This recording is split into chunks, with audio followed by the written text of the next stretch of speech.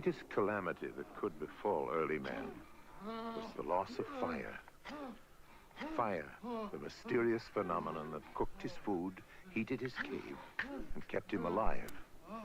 If he could not start a fire, he and his would surely die.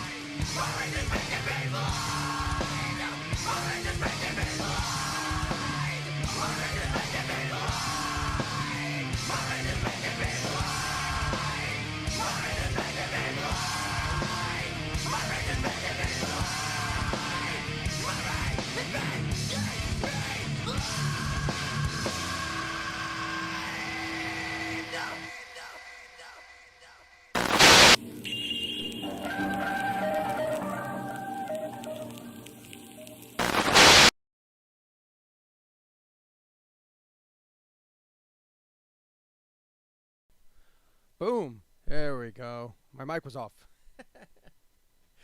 You should always start the show with the microphone on. So, there's that.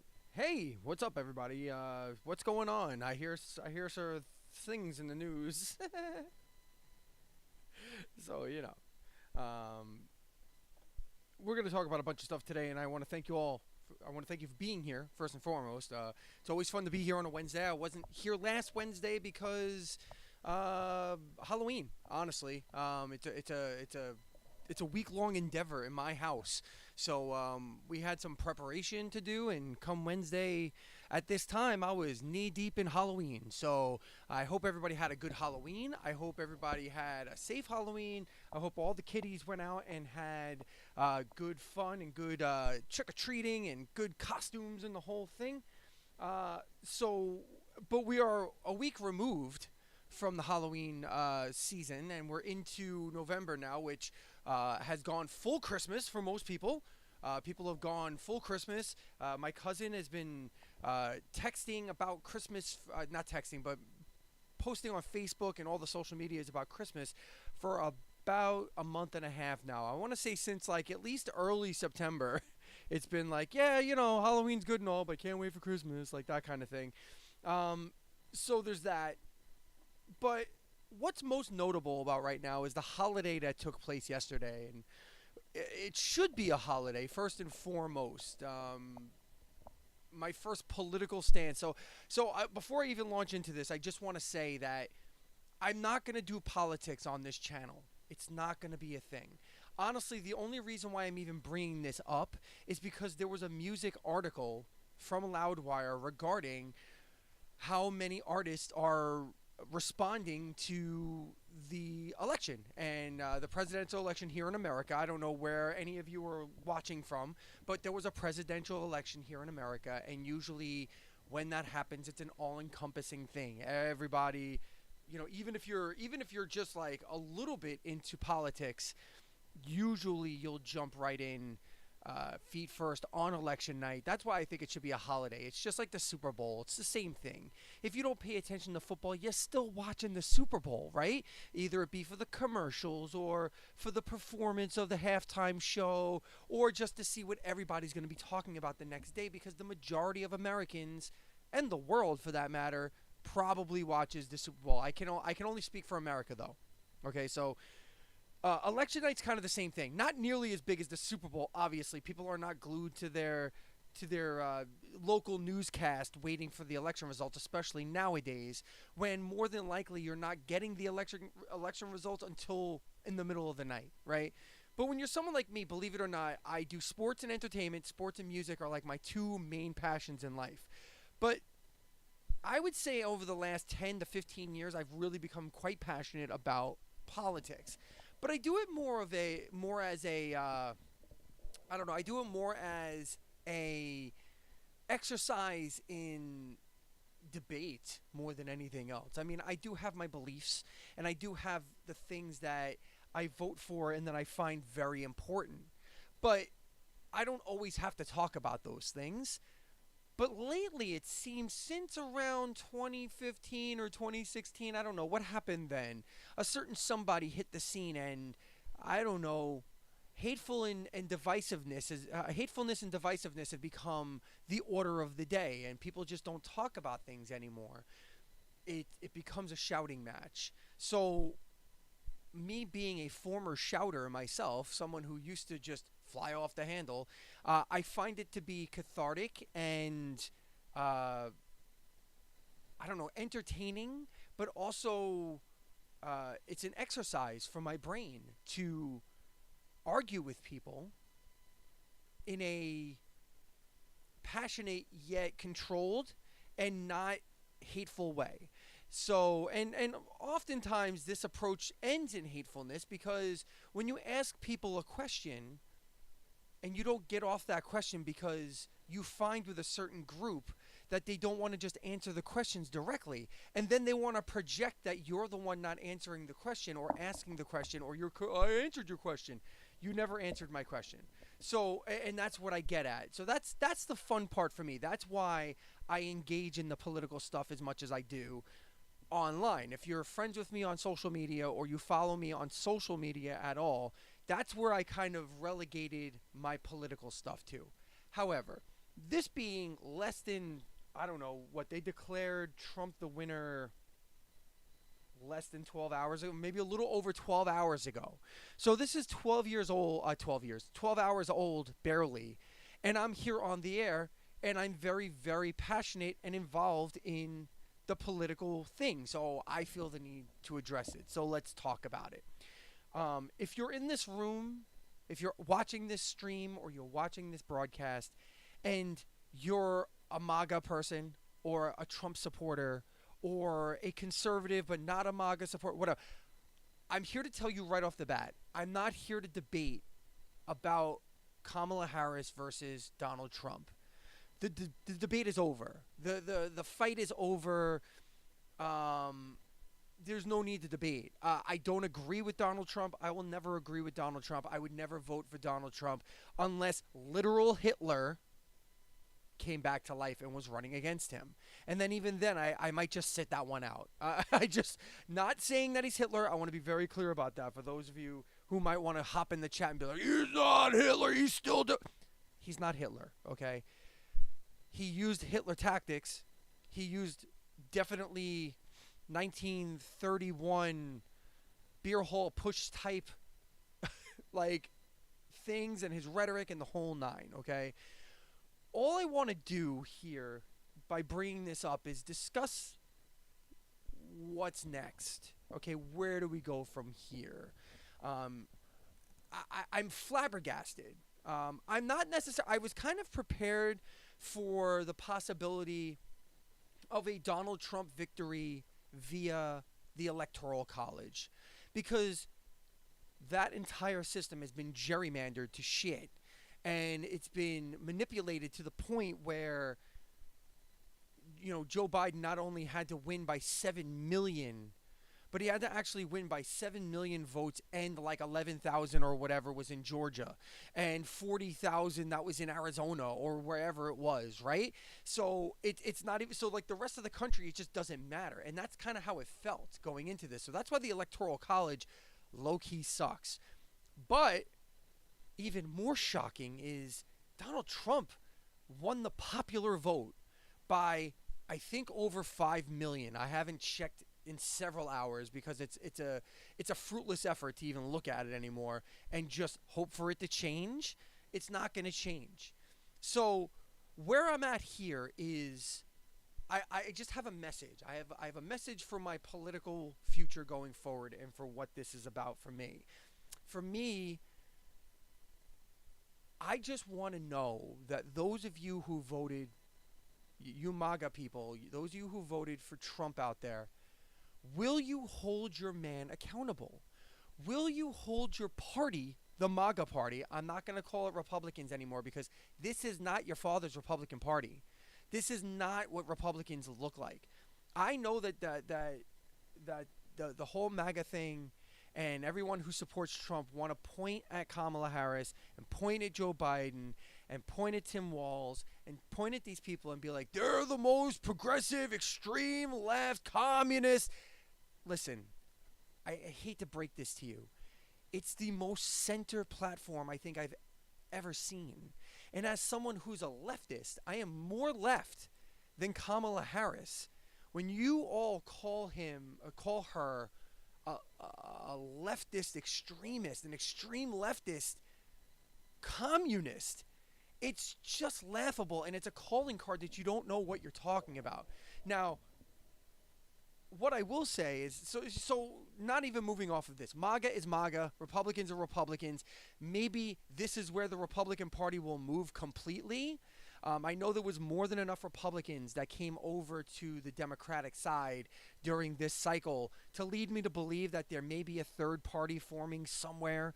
Either it be like a Republican light or a MAGA light, or just we'll call them Republicans and we'll call the Trump party MAGA. Or maybe he'll become so egotistical that he won't even call himself the Republicans anymore. They will call themselves MAGA. And I hope that's what happens. Because I think one way or the other, we need to get a third, fourth, or fifth party up in this bitch. I think the two-party system is broken beyond recognition.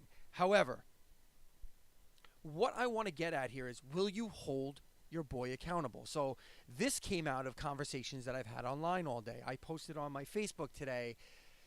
I really hope that Donald Trump's rhetoric and his campaign rallies and the things that he did there, I really hope that it's all hyperbolic like we've been told. Because let's be fair, the media sane-washed the shit out of Trump and everything he said. He has said horrendous things about women, about people of color, about other countries, about other places, about his own country. I mean, he referred to us as a garbage can, okay? So maybe it was a comedy bit. Maybe it was just a show he was putting on. Maybe it was just, I'm at my rallies and I have these thousands of people and I need to fill time. I understand that. As a performer, as someone who is a performer and has been a professional performer before in my life, I get the idea of filling the space and creating content. It's what I'm doing right here, right? So I get it. I totally get it. So now my question to you is, okay, the rallies are over. And by rights and by laws, there really is very little reason to see Trump do a rally again unless he's supporting whoever the next candidate will be in 2 or 4 years. Like midterm elections, I can see him going out and maybe supporting some midterm candidates that he needs to support, right? That makes sense. He throws his support behind candidates that he wants that are going to support his systems. I get that. Or in 4 years, if Jay Dizzle is going to be the successor to Trump in 4 years, then he has to go and campaign for him, right? Because that's what normally a sitting president would do for their candidate, right? So, or for the next person. So the days of the Trump rally happening all the time should be over. Okay, now. It would be very dictator of him to continue to do the rallies, right? I mean, that's something Hitler and Mussolini and all of them did, right? But I'm not even getting on that because I don't care. I don't care if he goes out and does a 2-hour stand-up every single night. And if he's going to say horrendous shit over and over again and continue to do that, whatever. It is what it is at this point.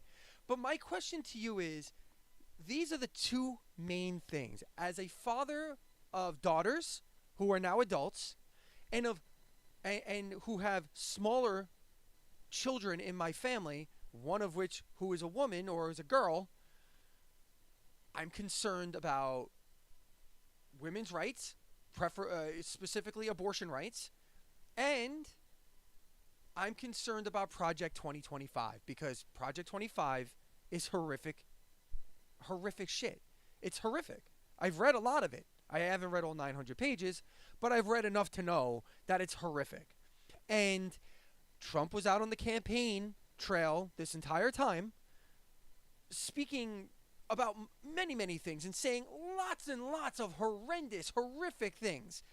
But I don't really care about those things so much because it's too late now. It doesn't matter.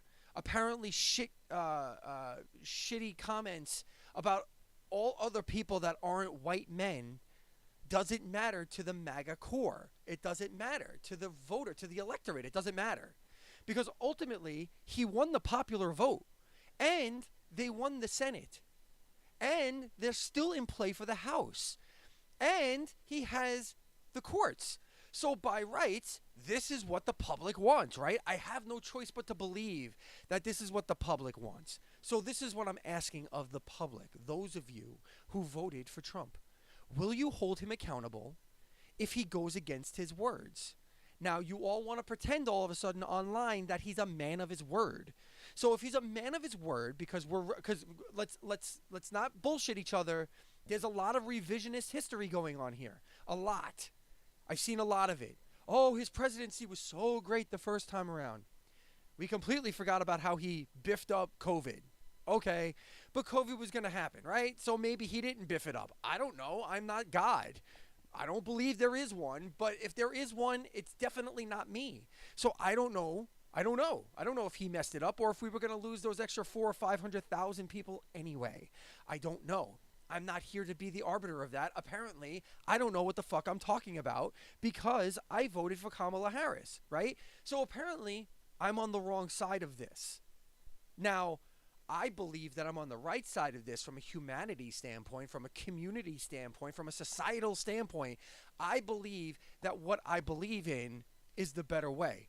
Just like you, MAGA voter. Or just like you, independent voter, if you voted for Jill Stein or whatever. Okay? So I'm not even here to debate that. What I'm asking is, if he goes against his words, which were, he's not for a national abortion ban, and he wants to keep it in the states, and he knows nothing about nor wants anything to do with Project 2025 because that stuff's crazy. Those are his words. If he goes against those, will you hold him accountable? Will you, MAGA, stand up and be like, no, that's not what I voted for. I voted for abortion being back in the states. I voted for strong states' rights, not a Project 2025 that's going to be a strong executive suite and a strong executive branch and full executive power. I had someone, I actually had one MAGA person who was very reasonable, who said on my page, I'm against that, and I'm a strong Christian. That is anti-Christian. Awesome.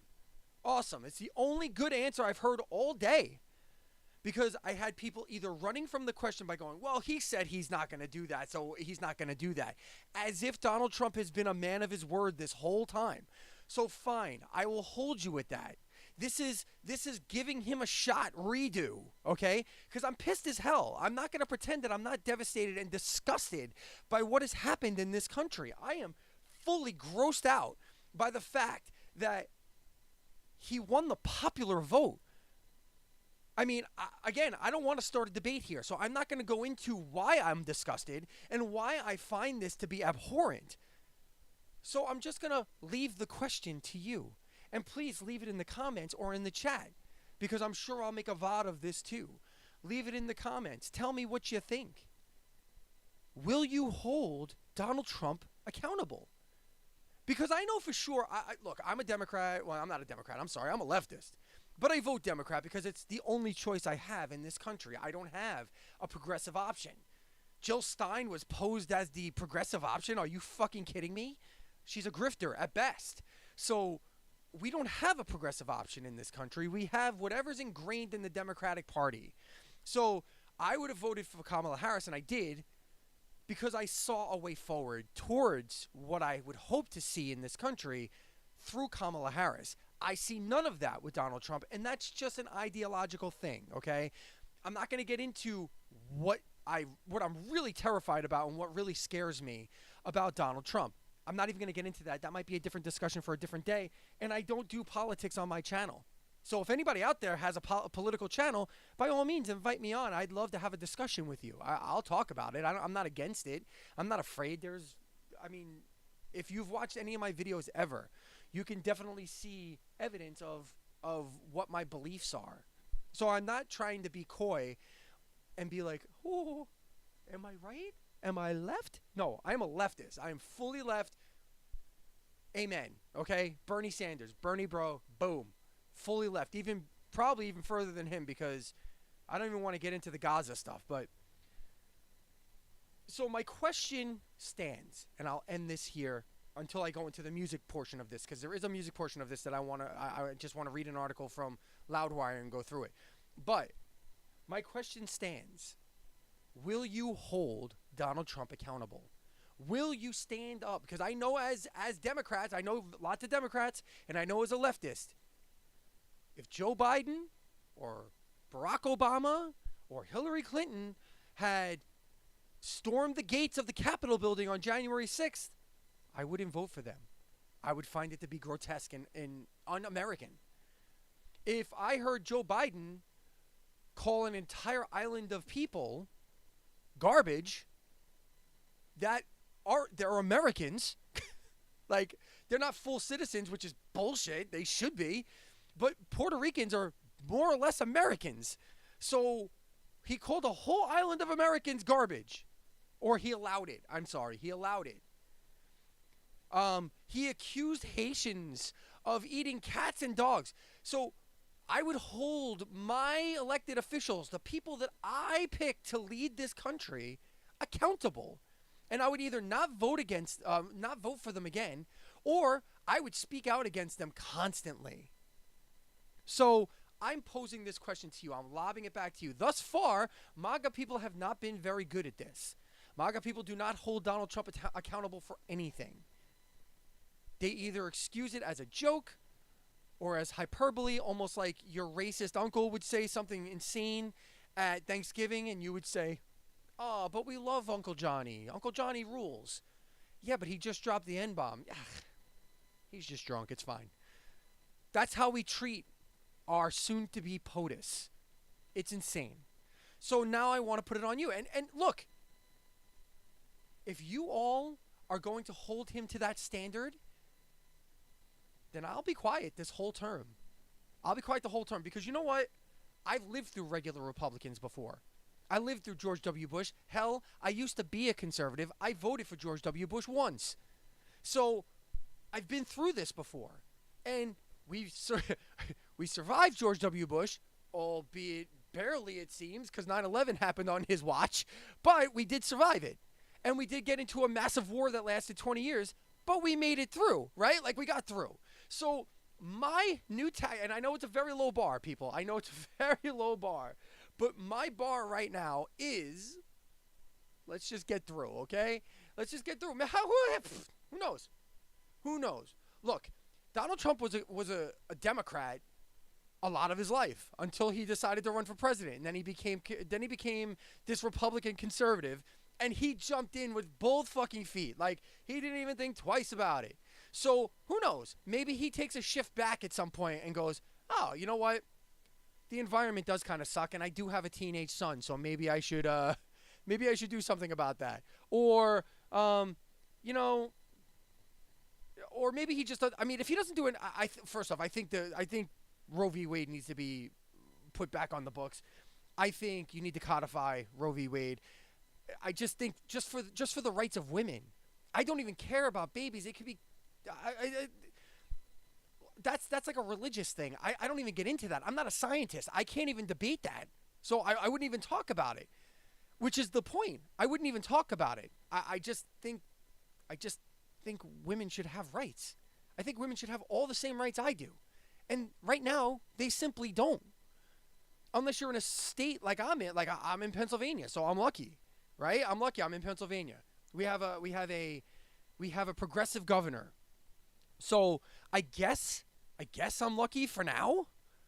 But if a national abortion ban comes through, my daughters are equally screwed, and my wife, and my friends who are female, and the whole nine. They're all screwed just like a woman in Mississippi or Texas, right? So, and let's not sugarcoat it. It sucks anyway. It sucks that you need to live in a certain state to have full rights. Like, what the hell is that? Like, what the hell is that? We're partially the land of the free? Like, what is that? I don't even understand. So, moving on from this, hold your dude accountable, okay? Now, do I want to be friends with people who voted for this man? I don't. I have no interest in it. I would love to have you as a viewer on my channel, but honestly, how do you justify? Look, I guess my son put it best. He doesn't want to be friends with any of these people. So I don't know if that means we hate them. I don't hate anybody. But my goodness, like you just, I don't know. I feel like a whole sect of this country has been ignored, and women voted for him. So what do I know, right? What do I know? Anyway, drop it in the comment. Drop it in the chat. I don't know. If you want to chat about it, I'm open. So going on to here, hold on a second here. Let's switch angles here for a second. Let's look at a thing here. So on Loudwire, apparently a lot of rock and metal artists came out in reaction to the I'm going to go back to the other camera. I like that better. In reaction to the election. So, let's see, what do we got here? Ted Nugent posted a flower bouquet over a 2024 Trump campaign sign with the caption, "Glory, glory, hallelujah, thank God." All right, Teddy Ballgame. All That Remains vocalist Phil Labonte posted, "Donald Trump is the 47th president of the United States," in all caps. He was excited. And then he sent a meme Joe Biden tweet to Kamala Harris and responded to several people bemoaning the election results with 2-second video of him screaming joyously into the camera. So he's happy. Kid Rock was one of Trump's most vocal supporters, had to share some last-minute video support for Trump before election day. But had yet to comment at press time. Okay, so he hasn't commented yet, but here's Teddy Ballgame's post. Oh, there's the meme. Is this him looking back? Is this the Joe meme of him looking back? Yeah, that's a classic. That's a classic. That's a classic. Phil Labonte. Is it Labonte? Labonte? I don't even know. D. Snyder had several posts. This is before today's the day. Trump doesn't even have close to the majority. If he wins, it means people lost sight of the big picture and either didn't vote or protest voted. That's still a vote for Trump. If that's what the American people want, so be it. I will accept it, but I pray it isn't. And honestly, in analysis, I think that's what happened. I think two things happened. I'll get to that in a second. Hold on. Well, I was very wrong. The American people have spoken. I accept their choice. So D. Snyder's taking the high road after completely obliterating Trump the whole time. I don't want to go to X. All right. I didn't want to do that. What? How come? Okay, no. Oh, my God. God, Elon, get your site together, all right, please? Jesus. Bad Wolves' Doc Coyle had predicted a Trump victory in the days leading up to the election and sadly offered, I'm kind of sick of saying I told you so. In one tweet he noted, of the political talking points that didn't quite pan out, those 20 million migrants that Kamala flew to the swing states really did not show up at the polls. Ain't nothing like an incompetent conspiracy, he stated. Then adding, the voting illegally part is kind of the point of my post. Not that migrants exist across the U.S. Exactly.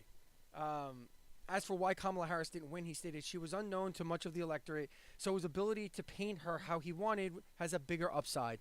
Also, Trump is kind of immune to standards. That's true, and that's why I asked the question. He is immune to standards thus far. You guys are holding him to no standards. The MAGA people do not hold him to standards. The legacy media doesn't hold him to standards. Nobody has held him to standards. So I can only hope that during this presidency, they will get on him the way they got on old Joe Biden. Because let me tell you, Trump is as much the gaffe machine as Joe Biden is right now. So he can kind of do anything and it doesn't hurt him politically, and his opponents can't. Trolls win when you take the bait. It's true. It's totally true. Zach Myers. Who's Zach Myers? Of Shinedown, sorry. Found some humor in what was happening. He took a shot at Cardi B's political backing, stating, "So you're telling me the woman who has one of 7 writers on Wet Ass Pussy didn't sway this election? Get the fuck out of here." Okay, well, so he then added, "I've never watched it before, but just out of curiosity, what time does The View come on?" And then he said, "In all seriousness, people vote for whatever they think their lives need. We are what's important. How we choose to treat each other is what is important. Thinking Kamala or Trump give a fuck about you is not only idiotic, it's utterly delusional. Love leads always." And then he also said, "You should be more mad that these 2 Fruit Loops were your choices." And honestly, I'm gonna end this here with the political stuff. I think a 30-minute rant about this was enough. I agree. Ultimately, I don't agree with the idea. So I keep seeing this back and forth. I keep seeing that, why would you lose? The meme that came up over the past few weeks, and it came up in the past too, but it's really been prevalent over the past few weeks, is why would you lose friends and family over people who don't give a shit about you?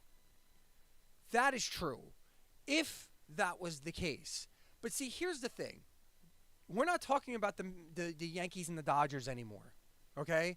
We're not talking about the Chiefs and the 49ers. We're not talking about crosstown rivals like the Yankees and the Mets, or the Phillies and the Pirates cross-state, or like hockey rivalries like the Oilers and the Flames, or like they hate each other. Like, I would never lose a friend or a family member or someone I loved because they were a Yankee fan and I was a Mets fan. I would never do that. That would be ridiculous. But this is different, people. Like, this is way different. This red-blue thing means so much more. than just, yay, my guy won. No, it's ideology. It's ways of life. It's people. We're talking about people. My own daughter got on me today because I tried to put a sunshine on what this was about by pointing out what I pointed out earlier. Well, we live in a state with a progressive governor, and if abortion was ever on the ballot in Pennsylvania, I'm almost positive it would pass. They wouldn't ban abortion in this state. I mean, even though we just lost the presidential, I'm relatively sure that at the end of the day, we would vote yes on abortion rights, at least on choice. So if it ever became a ballot measure, but if it becomes a national ban, there's nothing you can do. But I said this to this was my putting a sunny face on it thing, and she told me that was the stupidest thing I could say to her this morning, and she's right. She was absolutely right. You can't tell a woman that today. You can't. There's no way. There's no way I could say. So I was wrong to say that. I was completely wrong to say that. So, we're talking about people. We're talking about people. We're talking about immigrants. And no, we're not talking about just illegal immigrants. Like, how do you think they're going to find out who's legal and who's illegal? They're going to go after every brown person they see. So we're talking about people. We're not talking about jersey colors or stadiums or how many runs were scored in the fifth or who has the better pitcher or that team's attitude sucks. Like, we're not talking about any of that. We're talking about people and the way that they're able to live. Imagine yourself as a brown person today, as a person of color, of any race. Think of yourself as a woman today. And I know it's interesting because I know a lot of people of color voted for Trump. And I know a lot of women voted for Trump. So if you're watching this or listening to this, please throw it in the comments. Throw it in the chat. Why? What did you see? Do you think it's just jokes and hyperbole? Do you think his rhetoric is simply just that and it's not something he means? And if that's the case, if you think he's just talking just to talk and be entertaining, why in the world would you put faith in someone who doesn't tell the truth to you ever? To me, these are the most logical things. This was so easy. This was the most cut and dry election I think I've ever seen. But as I think it was, who was it in this article now? Was it Zach? What's his name from Shinedown? I forget. I think it was Zach Myers.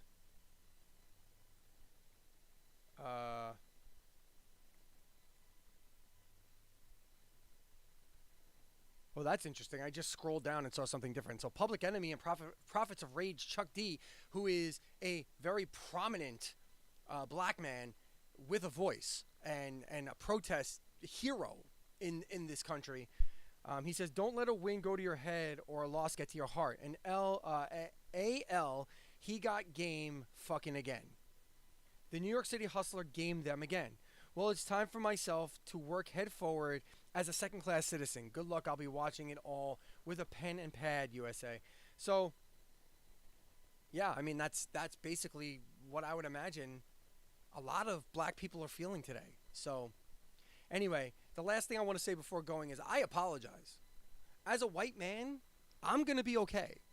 I mean, the only thing I did wrong here in terms of the list of grievances that Herr Trump might have is the fact that I oppose him and his ideology. But, like, I'm not trans. I'm not a person of color. I'm not an illegal immigrant. And my people have not been immigrants since the inception of this country, essentially. And I'm a white man. So I'm good. I'm not happy.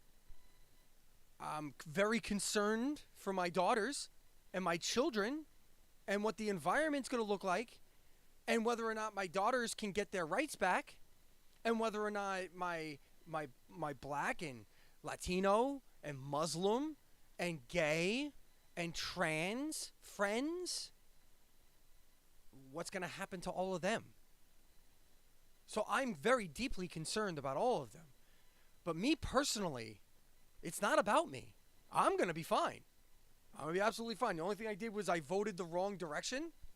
Now, if he starts gelling people for voting the wrong direction, I might be in trouble, or saying something online, which I've said through social media and now right here for the first time on my channel.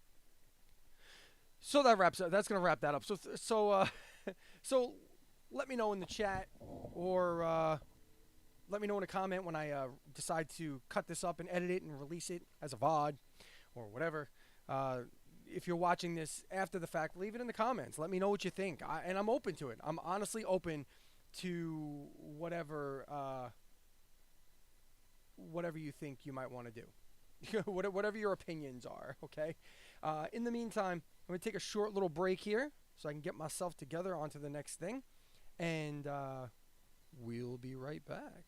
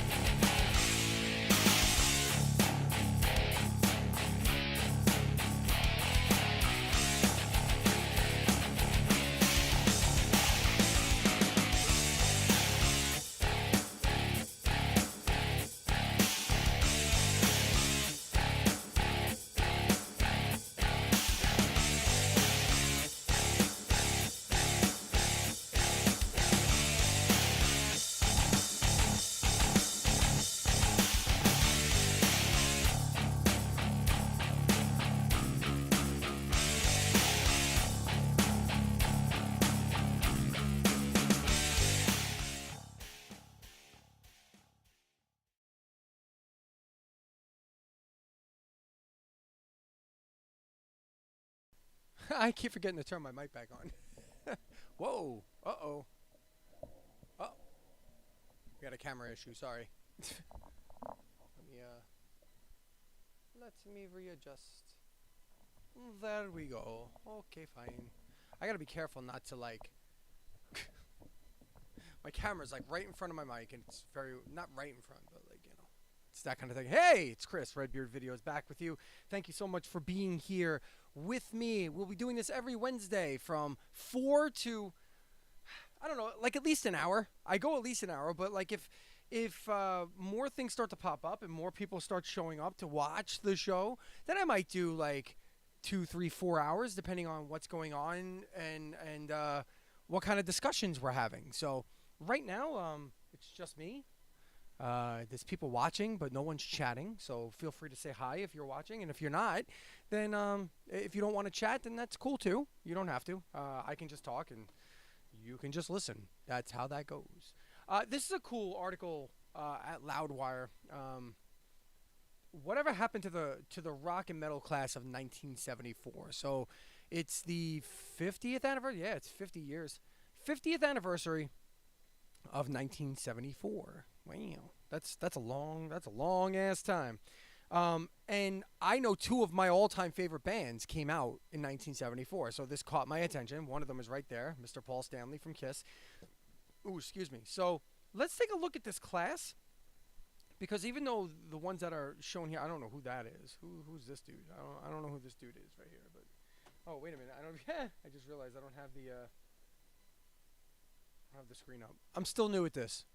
This is my third live stream, so bear with me, y'all.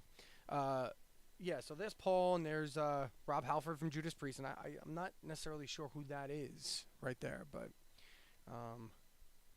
let's look at the bands that they have listed here. So. Class of 74, right off the bat. Ace. I don't know Ace. I know Ace Frehley of Kiss, but I don't know Ace. British rock band Ace made a good first impression with their debut album Five Aside, which featured How Long? So I don't know this song. Rose number 3 on the Billboard Hot 100. I'm sure if I heard this song, I would know it. Let me see. Can I, you know what? I know what I can do. Aha. Good times. Good times. I was looking up Firehouse earlier. Let's go to YouTube. Let's go to the YouTubeage. Ace. What's the song called? How Long? Doesn't even come up. That's crazy. Okay, there we go. With Paul Carrack. Let's see what this sounds like. Do I know this song? Do I know this? Does anybody else know this song? If you're watching and you're in the chat, let me know.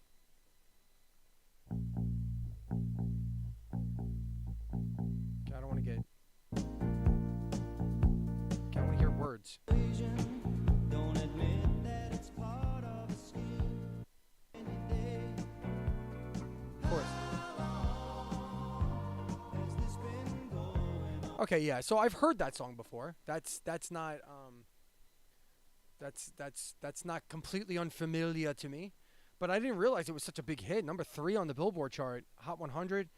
And the album almost cracked the top 10. So that's something. That's a solid debut for sure. Let's see. What happened to them? Success was fleeting for Ace. Their sophomore set time for another stumbled mightily, only managing to hit 153. A third album, No Strings, did worse at 170. No singles beyond How Long managed to connect at radio either. So the group broke up. Okay. Well, I know who Paul Carrack is. He would resurface. He was with Squeeze and Mike and the Mechanics, and I don't think I know him as a solo artist, but I do know Mike and the Mechanics and Squeeze. So, Ace. I know nothing about him. Sounds like some soft rock, yacht rock stuff to me. But look into that. Bad Company. Well, yeah, Bad Company became a pretty solid band, right? I mean. They were kind of a supergroup, were they not? Let me see here. Yeah, Paul Rodgers from Free and Simon Kirke also from Free. Mott the Hoople guitarist. Yeah, King Crimson, Boz Burrow. Yeah, so they're a supergroup.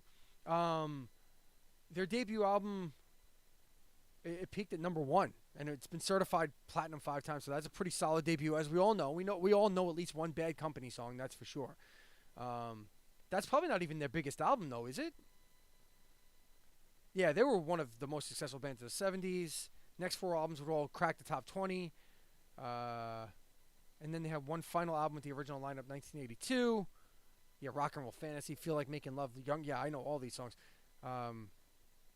Rodgers did return in 1996, and various reunions, iterations, featuring some members of the band have continued through 2019. Simon Kirke was the lone original member to appear in all versions of the band. So there you go. Drummer Simon Kirke. Whoo! That's funny. That's almost never the case. It's almost never the case that like the bassist or the drummer makes it all the way through. That's pretty cool. That's a rarity, right off the bat there. I know Paul Rogers went on to sing with Queen for a bit with Brian May and Roger Taylor and Queen and that whole thing after Freddie Mercury died. Um, and Paul Rogers is just monstrous voice, monstrous. The Bay City Rollers on Loudwire. Never thought I'd see the day. So that's not their debut album though. They first came out in '71. Their breakthrough was '74 with their first full length album. Rollin'. It topped the UK chart, 4 singles. And then they hit the top 10. But their 5th single is the one that broke in the US. Saturday Night, of course, is the song we all know. They were one of the more prolific bands of the 70s, issuing 8 albums between 75 and... Jesus, that's like Kiss-like numbers right there. 2 albums a year. Wow. Lineup changes plagued their prolonged success. 1985, they were done releasing albums. They had a bunch of hits, but yeah, by 1985, they were done. I didn't even know the Bay City Rollers made it into the 80s. I'm going to be honest with you. So this is news to me. News to me. Jefferson Starship, I just did a video. So just so you know, a little plug here. For the weekends, Thursday, Friday, Saturday, Sunday, I have a daily video where I do 1-minute albums. You can look for it on the channel. There'll be one about Starship coming up this weekend. So that's why it's interesting that Jefferson Starship came up on this list right now. And it's funny because they're formerly of Jefferson Airplane. So there's Jefferson Airplane, Jefferson Starship, and Starship. Like, can we get off the flying thing? Like, I wonder what possessed them. Like, Starship is not the same as Airplane. So I understand the Jefferson part was carried through. So it's almost like a weird Venn diagram. It's very weird. But under the new moniker, the band issued their debut album Dragonfly in '74. Marty Balin also appeared on one song. The album hit number 11 on the Billboard. Ride the Tiger was modest airplay. Jefferson Starship would last until the 80s, right? They added Mickey Thomas after Balin left. Jefferson Starship era band would yield such hit songs with What Your Love, With Your Love, Count on Me, Runaway, Jane. I know Jane. Jane's a great song. Can't Find Love, Stranger. Yeah, I know all these. And then Cantor exited, and they dropped the Jefferson. And then they continued with Starship. And that's when we know that wonderful song, We Built This City on Rock and Roll. So they made it through for a bit there. But then I think they petered out in like the 80s too, right? They had 2-3 ginormous hits, and then they kind of petered out. Judas Priest, we know about. They're actually on tour right now. They're I think they're on their 50th anniversary tour. They just released an album that, not great, not bad, kind of average. Some people love it. Some people hate it. It's kind of the way it goes with the older bands right now. Some of the old fans will just defend it to the ends of their breath. Till they're out of breath. They'll just defend these old bands. And then people like me will listen to it objectively and go, there's some good stuff here, but for the most part, Priest is moved past their prime. But they did have some tumultuous times here, though, like in the 90s when Halford left and Ripper Owens came in, and Ripper was tremendous. I loved the Ripper Owens Priest stuff. That's good stuff. And then they got inducted to the Rock and Roll Hall of Fame, 2 years ago? Yeah, it says 2022. And now they're on tour. So they're still very much doing the thing. Kansas, another one, still doing the thing. I feel like Kansas just released an album, did they not? Didn't they just release an album not too long ago? Let's take a look. Let's do some research together, folks. Let's research it together. Kansas, did they just release an album? Not the state. Oh, did Kansas, the state, just release an album? I bet it would sound interesting. Although it is one of the flattest states I've ever been in. Not much to look at there. No, 2020. So it's been 4 years. The Absence of Presence, which was a decent album, believe it or not. I, for one, have I have a preference for the original singer, Steve Walsh. I love Walsh's voice so very much that I have a hard time hearing this band with any other voices other than what was on the original albums, and that's just me. It's not a knock. It's not a knock on the newer singers. They're not bad singers. They just don't do it for me in that platform. So that is that. But Kansas, I had heard that they were trying to do a farewell tour or like a tour not too long ago. So I think they're still around and still doing the thing. Kiss, of course. If you're on my channel at all, I have, I think, about 5 videos. I think I have about 5 Kiss videos. I do a Fandom Files, which is a 4-part thing. Then I do a follow-up on the Fandom Files to kind of reflect on the end of their career. They did end their career last year. They were around, I think they made exactly 40 years. I think they ended in I think the last show was December of 2023. So they made it almost exactly 50 years since the release of their first album. Rush, another one, retired 10 years ago now. Very successful band throughout their entire career. Really didn't have a downturn. Really, I mean, I guess you can consider the late 80s, early 90s a slight downturn, but they were still touring arenas and selling tickets very well. Their albums still were cracking platinum status for the most part. They were inducted into the Rock and Roll Hall of Fame in 2013 and ended their touring career in 2015. And then I think the last one on this list, is Todd Rundgren's Utopia. And after being a kind of he's like a pop rock guy, like Todd Rundgren really knew how to produce just solid radio rock. And Utopia was more of his progressive thing, like it says here, more of his progressive direction. It was more of his progressive band. And the album wound up doing really well, 34. And Utopia only had 4 songs. And each song, 3 of them were over 10 minutes in length. So I don't know. Let me see. What else did he... I don't even know what happened with Utopia, honestly. I think I've heard 1 or 2 other albums here.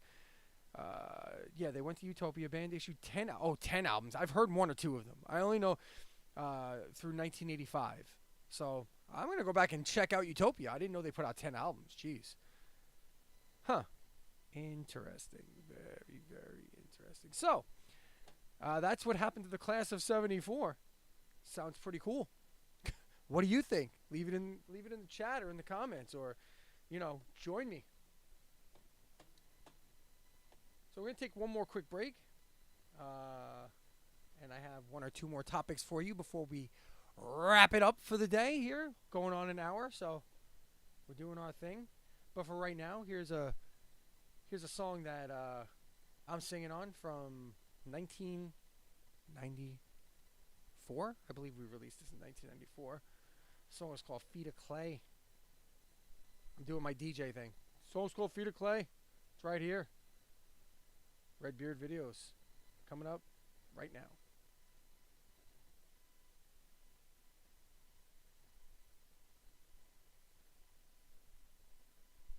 Oh, any second now. Guys, I'm new with this. Leave me alone.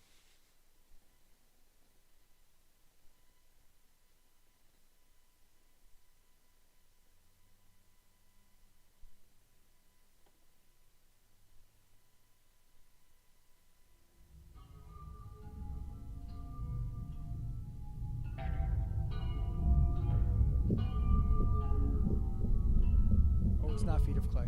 I'm sorry.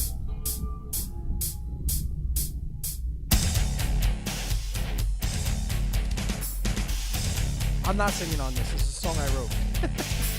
It's called Spoilers Bleed for right now. It's the working title. So, enjoy.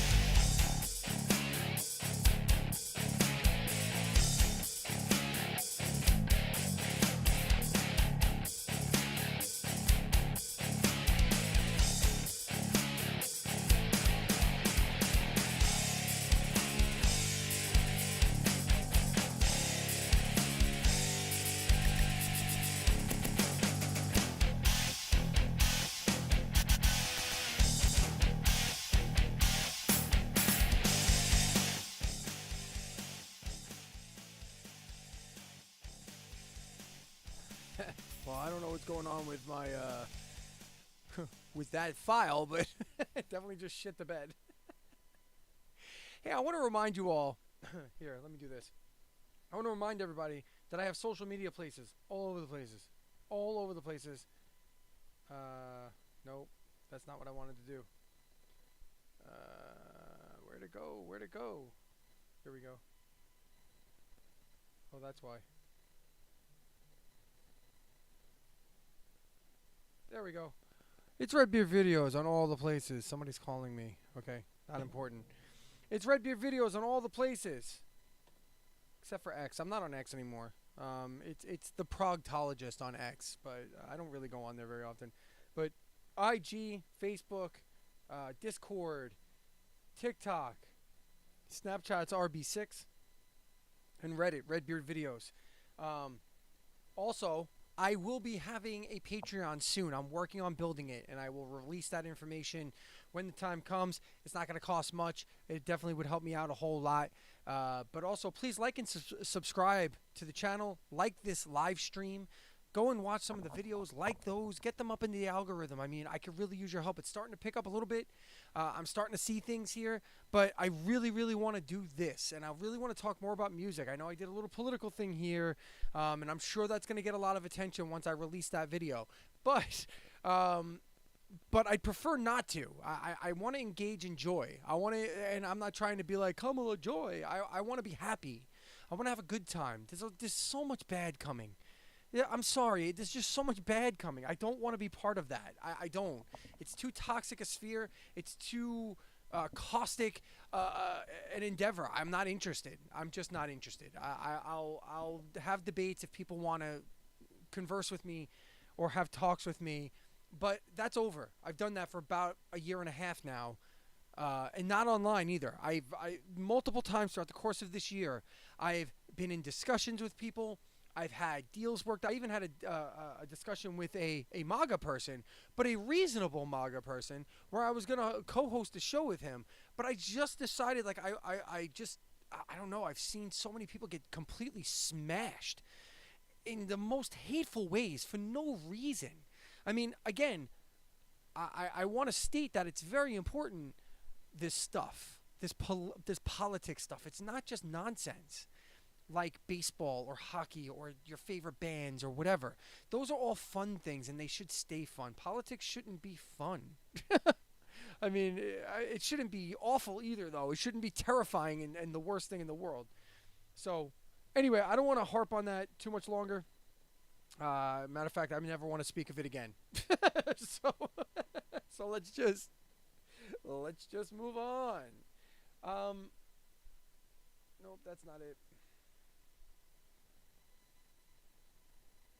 So I have a story here which kind of leads to this because social media and content driving and getting your name and your stuff out there is very important. And Devin Townsend, Canadian musician, progressive Canadian musician, progressive not politically, progressive music. See, I don't even want to have this confusion anymore. If I say progressive, I want you to know that I mean Rush and Dream Theater and King Crimson and that. Not progressive like Bernie Sanders or some political guy. So anyway, Devin Townsend says that this is courtesy of Blabbermouth. Says that creating social media content is important for building and sustaining artists' careers. And it's the same thing here. That's why I just told you about it. It just reminded me to tell you about my social media stuff because it's very important. But I suck at it. I'm so bad at the social media thing and like being consistent with it. I want to be better. I want to be. Show me. Help me. Somebody. But anyway, in an interview with Metal Blast, Canadian singer, songwriter, and producer Devin Townsend weighed in on the fact that in addition to promoting music and connecting with fans, social media has also become a valuable tool for artists to monetize their work. He said in part, I think it's something that a lot of people in the music industry, specifically in sort of the positions that I reside in, sort of mid-level in a small genre, there's a lot of people that just refuse to do it. And I can understand that because if you weren't raised in that environment, it seems like it's in direct opposition to why you got into it in the first place.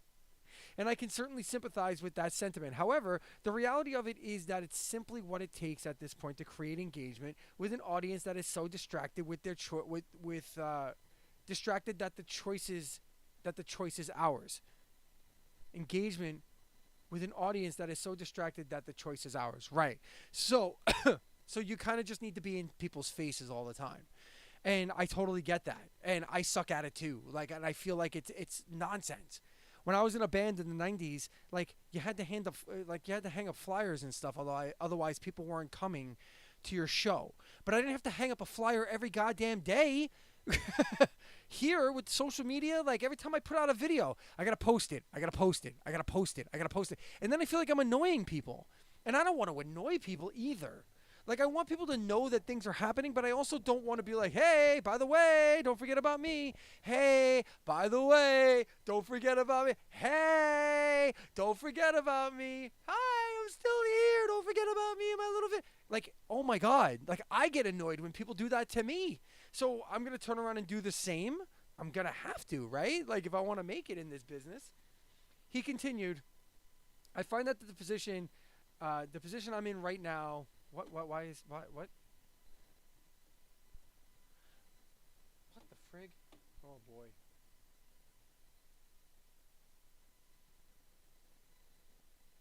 Why is nothing working? What? Okay, something just happened here. My computer just did something weird. I don't know what that was about. Sorry. I got sidetracked. So anyway, Devin Townsend continues. I find that the position I'm in right now, because I took time off.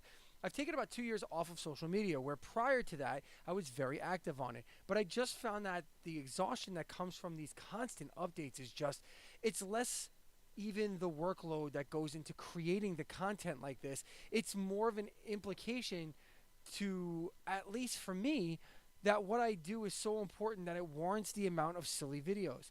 Like every morning, I woke up this morning and I got requests for another 5 or 10 videos of me doing stupid shit. But I think the thing is, you either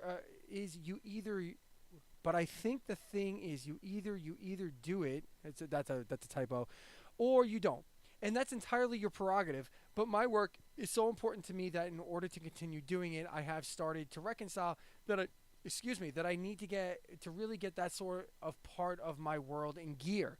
And I think that the people who hate it and the people that I relate to, that they're like, oh, dude, this shit is so annoying, they're probably not going to be on those platforms in the first place. So I think that whatever sense of humiliation comes from dancing on one foot for some website is something that you just have to get on with, man. And I'm currently in the process of reconciling this change because it happened much quicker than a lot of us expected. And I think there's going to be a lot of people from my generation that will just be left behind because they just have no desire to do so or don't see the importance of doing so. But regrettably, there is an importance to it. I'm his generation. I'm virtually the same age as Devi. I think he's maybe 3 or 4 years older than me. And he's absolutely correct. And I have the same exact war with myself on the regular, where I'm like, ugh, do I want it? Like, even for today's little live stream, I posted once this morning, and then I posted about 5 minutes before I went on the air. And I probably should have been posting all day with quirky little videos and memes and crap like that associated with my live stream. I definitely should have. So, what's the moral of the story here? Be prepared for an onslaught of shit from me on social media, because I think Devi's talking to me. He just put out an album called Power Nerd on October 25th. I highly recommend you check it out because Devin Townsend is just fantastic. In other news, I posted a video of Vola. I will be posting a video. Vola's new album came out just the other day, November 1st, on Friday. I have an interview with Asger Meigen of Vola on the page, on the channel right now. You can go check that out. Also, Vola just put out their new album, and I will have a review of that album coming out, I believe, on Friday or Saturday on the channel. And then you can watch that and the interview with Asger, and then go listen to the album yourself, because Friend of a Phantom, fantastic record. I'm not going to give any info on my full review, but I recommend listening to it. And then I recommend listening to the rest of the catalog too if you've never listened to Vola, because they're fantastic. It's just beautiful metal. It's really good music, and they're a very, very good band. I highly recommend checking that out. Also check out Devin Townsend's Power Nerd, because that came out also a week before. In other news, back over to Loudwire, Bret Michaels of Poison fame and of Bret, what was that called? Rock of Love with Bret Michaels. Some of you might know him from that and not from Poison. But his biggest claim to fame is probably Poison. I mean, that chicken definitely became... That chicken definitely became... Fuck. I suck. That chicken definitely came before the egg. Poison made him what he is, and then Rock of Love, as popular as it was, just carried that further. But he was on Sammy Hagar, a special on with Sammy Hagar on Access TV, AXS or Access. I call it Access. But he was discussing his rock heroes, his musical heroes, Led Zeppelin, Lynyrd Skynyrd, Thin Lizzy. But then Hagar went and asked him what he thinks the greatest band of all time is, and he says it's AC/DC of all bands. AC/DC. If I had to answer the greatest straight up in your face rock and roll band, it's AC/DC. Michaels declared, and Hagar agreed with him, arguing that even Jimi Hendrix wouldn't want to perform after the Australian rockers. Now look, here, I feel the need to comment on this now. I'm not here to disparage AC/DC. I think AC/DC is tremendous. I really do. I like AC/DC. But I had this discussion with someone else the other day. Not the other day. It was a few weeks ago. It was actually a few months ago now. Now that I think about it. About AC/DC. And how, to this day, I'm still shocked that this band puts out albums. And it's been over 50 years. And it's the same shit. And I don't mean shit like in a bad way. I mean shit literally. Like it's the same stuff. It's the same music. It's the same 4/4 lyrical content. But they package it in enough of a variation that you're just like, damn, AC/DC, this shit hits hard. I don't think there's any other band out there that has ever done this, where they've really never changed. They've really been the same for 50 years. Kiss, different. Lots of different. Over many years. Rush, lots of different. Journey, Styx, Kansas. Who else were we just talking about that's out there doing... The Rolling Stones even. The Rolling Stones are like 100 years old and they've changed multiple times. Multiple times. AC/DC, you can put on their newest album and their first album, and with the exception of a different singer and probably very different production, the song is more or less the same. And yet it's different enough that it sounds like I'm trashing AC/DC here, but even I can say that I can listen to a current AC/DC album, and even though I'm not even the biggest AC/DC fan, I can give like a thumbs up and go, that's some rockin' shit, man. Like that's just some rockin' stuff. It's so bananas to me. I just don't think I understand it. So credit where it's due. That's the credit. With that being said, though, would I call them the best rock band of all time? The greatest rock band of all time? I don't know, man. That's crazy. That's like, it's a bit much. I don't know if I'm ready to do that, but what else does he say here? Michaels is on a solo tour. He's playing in Mexico this week. So I guess the Poison thing just didn't happen. It just didn't happen. 20 top 80 hard rock and metal albums of the 80s. Huh. Maybe I will do a tier list of this. How about that? Raise your hand if you want me to do a tier list for this. Not right now. Not right now. All right, so I'm going to wrap this up. for today. I didn't have a lot prepared, I'll be honest. Let's look at the current tours. How about that? Oh, this is interesting. Hold on. I didn't even see this. Sleep Token plays show with pre-recorded tracks for 2 ill members. This is interesting. This could be a hot topic. At last night's show in Zurich, Switzerland, Sleep Token performed using pre-recorded tracks in place of guitarist 4 and bassist 3, who had fallen ill and were unable to play. Fan film footage of this concert has emerged and can be seen further down the page. So there's film out there. The band made the announcement yesterday, informing fans that the band's only members playing stringed instruments would not be on stage. The show will go ahead as planned, using pre-recorded tracks from both 3 and 4, capturing our recent tour preparations, Sleep Token wrote. We always endeavor to avoid canceling a ritual unless completely unavoidable, and we hope this outcome is more acceptable to you than a last-minute cancellation, the statement continued. The group concluded, thank you for your understanding and support through these unforeseen changes. Tonight, we perform for them and for you. This is fascinating. This is a fascinating article. Let's talk about it, shall we? So, another curmudgeon-y boomer that I can do without is Eddie Trunk. I am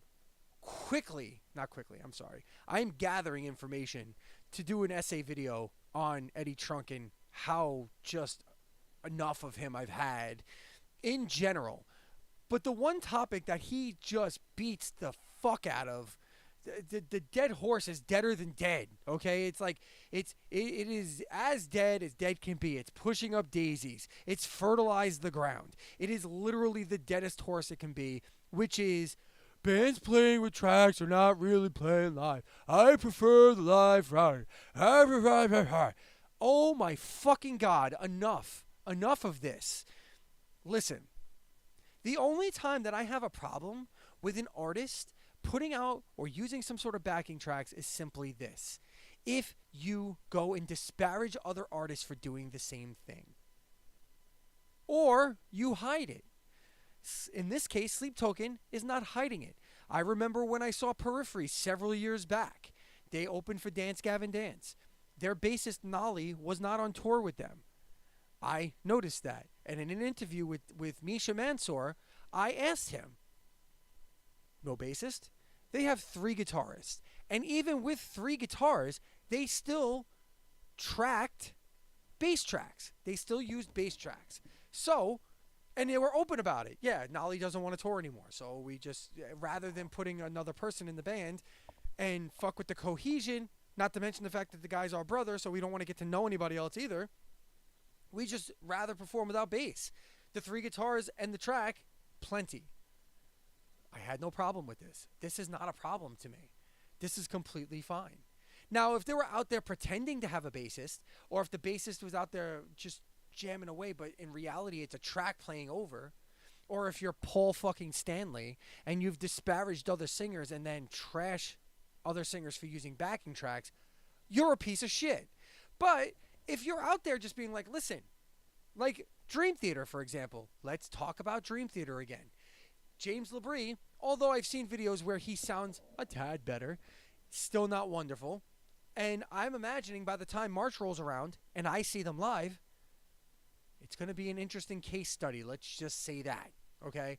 But if they came out tomorrow in an interview and James LaBrie is like, yes, I'm 60-something years old. I'm struggling mightily. Folks, this stuff is hard to sing. So I'm having a person backstage singing with me or picking up the slack where I know I'm struggling, but I still want to be here for you, and I know that you fans love me, so I don't want to leave the band, and the band doesn't want to replace me because I know how much the fans love me because I've been with the band for 40 years. But I need assistance. I'm old. So I'm doing the best I can. But we're going to put some tracks out there, and maybe or we'll have a backup singer. Because do you know how many times in the 80s you've seen a band live and they're like, wow, they sound really full. In reality, behind the curtain there's a guy playing guitar, or behind the curtain there's a guy playing keyboards, or behind the curtain there are guys singing or women singing. This has been going on forever. This is not a new phenomenon. The new phenomenon is people whining and complaining about it because we now have phones. We have individual little cameras that we carry around with us all damn day, every single one. If you're in an arena with 30,000 people, there's 30,000 cameras that can be trained on you at any given time. So of course, it's a new it's a brand new topic now. It's something that's new. But the reality of the situation is Derek Sherinian is largely credited with playing keyboards as a touring keyboardist with Kiss for years. Derek Sherinian. Right? Nobody knew that. Nobody ever saw Derek Sherinian on stage with Kiss during the Crazy Nights tour. It just didn't happen. Ozzy Osbourne had vocalists backstage with him throughout all his tours. You never saw that person. So it wasn't until recently, when I say recent, I say recent history as in like the past 10 years maybe, where you're seeing videos emerge where it's like, oh, he's not even singing. Where's that voice coming from? Duh, it's coming from backstage. And that's okay. What are you paying for? What is the competition? Do you look down, if you're the type of fan that looks down on a band for using tracks of any kind, then I have news for you. Most of the bands you love, they all use tracks. There's maybe a handful of bands out there historically that never used any kind of backup track, that never used any kind of backup musician, that never used any kind of like assistance off to the side of the stage. It doesn't happen. So this, and then this is even a more bold decision, because how annoyed would you be? Like, let me ask you this. Leave it in the comments or leave it in the chat. If you went to a show, what would annoy you more? Would it annoy you more to find out that they're still going to put on the show, it's still going to sound awesome, but two of the members were very sick and couldn't be on stage? So we're going to track their parts in so we can still give you a show. Or would you rather it be rescheduled for several months from now with the entire band? Now, obviously, there's a caveat to this. If it's one of the main members, like the lead vocalist or a lead guitarist or someone who's a star of the band, like if you're going to see Dream Theater and you're excited because Mike Portnoy's back in the band, but Mike Portnoy hurts himself or gets sick, and then they coerce Mike Mangini to come back or another drummer to come back and play, or they use a track for the drums, and the other four members are on the stage and Mike Portnoy's not there because he's sick. Obviously, that would probably piss you off, right? Because you want to hear Mike Portnoy. You want to see Mike Portnoy. So there are certain bands like Dream Theater where every member is important, more or less, and you would really regret not seeing one of those players, or if it was Kiss, or if it was Rush, where there's only 3 of them. But in a situation with Sleep Token, or like Ghost, or most bands where you don't know the bassist, or the bassist doesn't do anything spectacular, sorry bassist, I'm not shitting on you, I'm just saying, when it's all said and done, 95% of bands, their bassist is the most replaceable part of the band. Drummers are the same way. Unless you have a very unique or an all-timer behind the kit, usually you can handle losing your drummer, or you can handle losing your bassist. It's usually the lead guitarist who's the main songwriter and the singer who is the calling card, or the main voice, or the main sonic thing that you hear from a band that will be that would definitely take away from a live performance if you were seeing a band live, right? So I get that, but I'm talking about these bands that are like either Ship of Theseus type bands, or a Sleep Token, or a Ghost, or where they don't have named players. Slipknot, even, you could probably get away with this, unless it was Corey Taylor or Clown, or whoever the drummer is at the time. I mean, they've even survived drummer changes, so that's not even applicable here.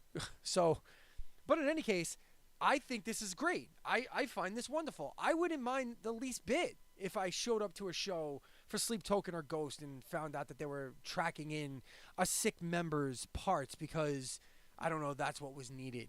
So leave it in the chat, leave it in the comments of this video, and let me know what you think, because I'm constantly, if you're over on Twitter, just go into Eddie Trunk's Twitter page or go on Facebook into there's a group on Facebook, Eddie Trunk fans or fans of Trunk Nation or some shit like that, where this is a constant topic.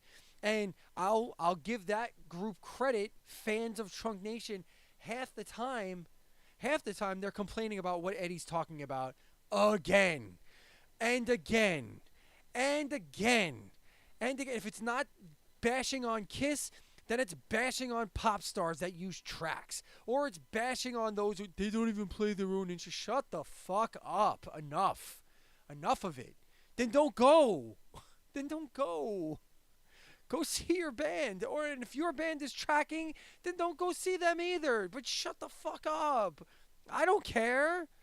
I'd rather, like, I went to see Mr. Big last year during their quote-unquote final tour. We'll see if that holds up since Slayer is coming back. Oy vey. I'll hold Slayer for the next show, because Slayer, I'm going to write it down because Slayer is a topic again. Yikes. But I lost my train of thought because Slayer's on my brain.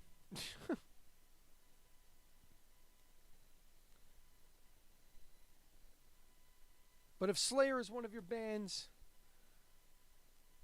and they start using tracks, then don't go see them. I don't know what to tell you. But most of these bands are using something. Either it be someone in the background or someone off stage or some measure of tracks. It's just a fact. Because you're paying a lot of money to see these bands. Like I started to say, I saw Mr. Big on their quote-unquote final tour. And then they released an album afterwards, so that's why I'm not sure. But I'm pretty sure they're done touring. I'm not 100% sure. But Eric Martin, their singer, he wasn't great. He wasn't terrible. He wasn't bad. I wouldn't even say he was bad. I would just say he was average. But what really made the show great was Nick DiVirgilio, the drummer, picked up a lot of Eric Martin's slack because he's a great singer himself.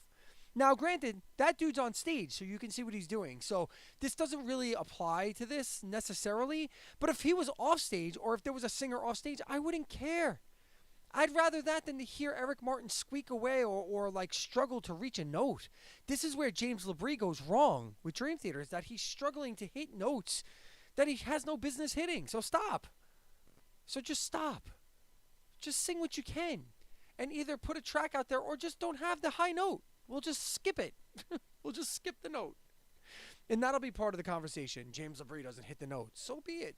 We don't hit the note. Anyway, that's going to wrap it up for me here. Oh, I got to do one more thing. I'm sorry. We're going to look at tours real quick. That's what I was looking up, and then I got sidetracked. The Ghost Inside. Okay, they canceled their tour. I don't really follow them. Rockville. Rockville announced the first 9 of their bands. Rockville is in Daytona every year. It's a pretty cool festival. It's part of the Danny Wimmer Presents grouping of festivals, which is normally Sonic Temple, Aftershock. I think Chicago Open Air is Danny Wimmer. Bourbon and Beyond. Incarceration is another one. And Welcome to Rockville. Carolina Rebellion used to be one. I don't know if they've had that one in a while. But let's see. Who are the first 9 bands? 3 Days Grace. Dillinger Escape Plan. Wow.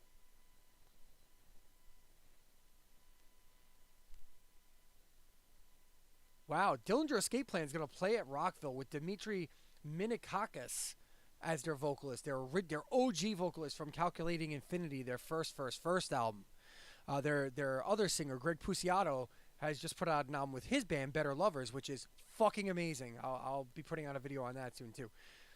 Also set to appear are Quicksand, Health, Deaf Heaven, which is awesome, Converge, who are great, Full of Hell, I don't know, Harm's Way is okay, and Candy, who I also don't know. Um, so it's gonna get pretty noisy on that. That's the stage 5 lineup. Which, by the way, it's pretty cool that they have a stage named Stage 5. I think that's pretty cool. What else do we got here? 3 days grace. 2 times. What does that mean, 2x? Does that mean 20 years? Oh, they're reuniting, so it's the second time. Okay. I get what the 2x means now. So it's a long-awaited reunion. Is it? Is it? I don't think so. Well, let's see. Early bird passes are on sale. But this year's fest, which was held in May, the last festival was Motley Crue, Limp Bizkit, Foo Fighters, and Slipknot. See, that's pretty decent. I mean, Motley Crue's awful live, but I don't know. It'd be fun to see them, I guess. Limp Bizkit, another one who I could give a fuck less, but I don't know. It'd be fun to say. It'd be fun to be like, yeah, I saw Limp Bizkit this year. And Foo Fighters and Slipknot are tremendous, but let's see what else we got in tours. Anything else happening? Slipknot announced the 2025 European tour date. So if you're on here checking me out in Europe, look out for Slipknot 2025. I know Vola just kicked off their tour in Europe. Let's see here. 14 new rock and metal tours announced this week. Let's do it. See what we got here. Emil and the Sniffers. Okay. I don't know who that is. But they're going on tour in March. Brass Against. I love Brass Against. I always thought that they should have gotten the vocalist for that for Rage Against the Machine if Zach doesn't want to continue. If Zach De La Roca retires, which I think he has, I think she'd be good. She does a really good job. But they're playing in December for a few dates and a few dates in March. Nothing is listed at the moment, but I mean, you can go to ticketing info. Alice Cooper, looks like he's doing a short little jaunt in January into February. Fontaines DC, a spring tour, April into May. Frankie and the All-Nighters. It's a Las Vegas residency at the Red Rock Casino Resort. That's going for about 6 weeks. It looks like Ghost announced their tour. We got tickets. I don't have tickets to give away. I bought tickets. And that's in the summer of next year, July 9th through the 16th. It's in America. Gouge Away, I don't know. Killswitch Engage, going out with Kubla Khan, Texas, Fit for a King, and Frozen Soul. That's going to be a late winter, early spring, March through April. King Gizzard and the Lizard Wizard, hell yeah. That's going to be summer, July 28th through the 15th. The Pixies, another summer one, the whole summer. Going out with Kurt Vile and the Vibrators. The Plot and You. Trente Moeller, I don't know who that is. And 2 others, ZZ Top with a new drummer, no doubt. That's a late winter, early spring. Also of note, let's see. The return of the Panic at the Disco, Blink-182.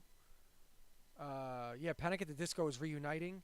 And they will headline When We Were Young Festival. Weezer, Avril Lavigne, The Offspring, The Used, All Time Low, Knock Loose, and many more are set to perform on that festival. Decibel Metal and Beer Fest. They rolled out their lineup. Let's see what this was going to be. That's it's at the Fillmore in Philadelphia in April. What happened here? Okay, so I guess there's no story about the lineup.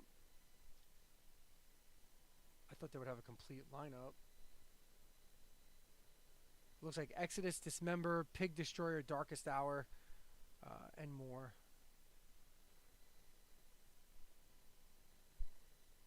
Ooh, that's a nudie picture. Shouldn't have shown that. And Fall Out Boy and the Killers will headline the annual Innings Festival taking place at Arizona's Tempe Beach Park. That's also got Incubus, Beck, The Black Keys, Slightly Stupid, the All-American Rejects, Gary Clark Jr., Boyz II Men, Jack's Mannequin, Winona Fighter, The Kills. So it's basically an early 2000s festival is what it is. That's what it is. Clutch, Crowbar, Devil Driver, 18 Visions, Fear Factory, Kubla Khan, Texas, Obituary, and the Black Dahlia Murder will be part of Lamb of God's Headbangers Boat in 2025. That cruise is in October, at the end of October from Miami to Cozumel before returning on November 4th. Louder Than Life Slayer will return as one of its headliners. They're headlining. Yikes. That's in Louisville. And the South Bay Music Awards are set to take place December 1st at the Roxy Theater in L.A. Bruce Kulick, Sean McNabb, Robert Sarzo, Pamela DeBars, Steve Unger, Stet Howland, Ronnie Lee, DJ Marcy Weiser, and more are set to be honored. Bruce Kulick getting an honor at the South Bay Music Awards. So that's pretty cool. So that's all the stuff that's coming up here, as far as tours go. And let's check one more thing that I saw: the Rock and Metal Festival Cruise Guide, but that says for 2024.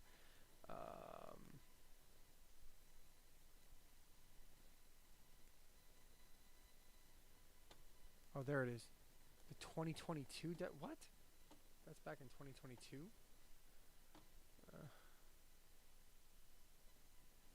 Yeah, and the Rock and Metal Festival Cruise Guide. This is old. I think it's only going to cover 2024, right? So it's not going to get into 2025. Yeah, this was last year's. Okay. And that is that. So, anyway.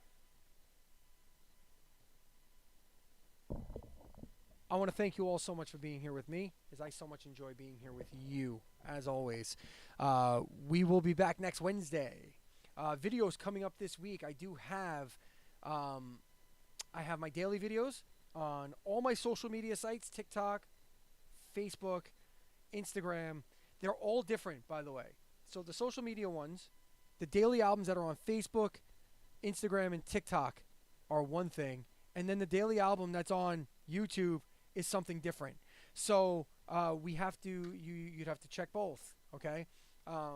Because I don't like to repeat as much as I can.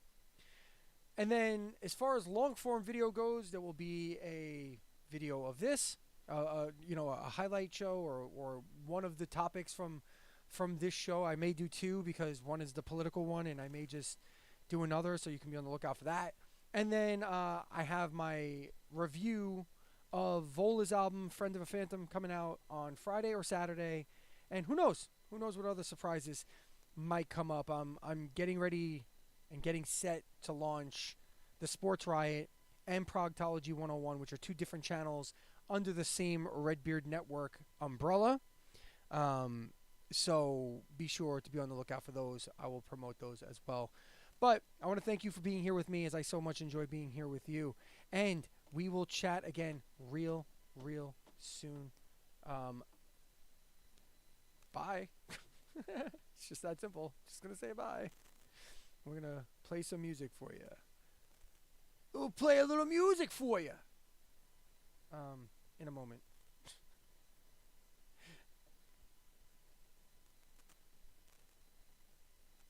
Let's play a song I actually sing. How about that? We'll play a sing-songy song.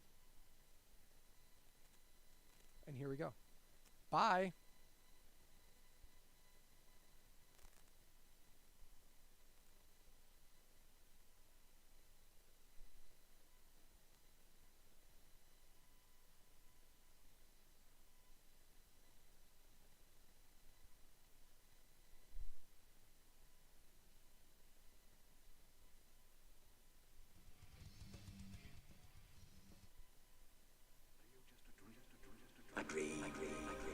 To some.